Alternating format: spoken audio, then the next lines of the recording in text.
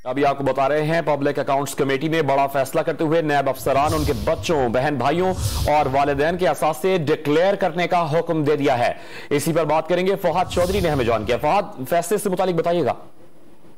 जी देखिए, आज chairman PAC Noor Alam Khan की ज़ेर सदारत पब्लिक अकाउंट्स कमेटी का पहला इजलास था और आज नैब हुकाम को तलब किया था कमेटी ने वसूलियों पर ब्रीफिंग के लिए। कायम मकाम चेयरमैन नैब जाहिर शाह पीएसी में पेश हुए और पीएसी ने इस दौरान एक बड़ा फैसला किया और ये कहा नैब हुकाम को, कायम मकाम चेयरमैन को, कि नैब अफसरान उनके बच्चों, बहन भाइयों, वालिदैन के असासे डिक्लेयर किए जाएं और ये तमाम तफसीलात पब्लिक अकाउंट्स कमेटी को भी फराहम की है। उन्होंने कहा, नूर आलम ने, कि जो सवालनामा आप दीगर मुल्जिमान को भिजवाते हैं वही अपने तमाम करीबी रिश्तेदारों को भी भेजें और पीएसी ने नैब अफसरान की तनख्वाहों और मनाज की तफसीलात भी तलब कर ली है और अफसरान की डिटेल्स भी मांग ली है जो कि एक्सटेंशन पर या कॉन्ट्रैक्ट पर तवील अरसे से नैब में मौजूद है। नैब अफसरान की ज़ेरे इस्तेमाल गाड़ियों की तफसीलात भी पीएसी ने तलब कर ली है। इसके अलावा पीएसी ने जो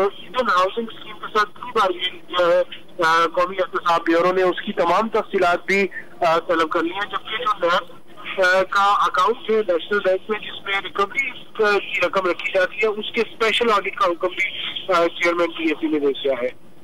फहद चौधरी अपडेट कर रहे थे, बहुत शुक्रिया।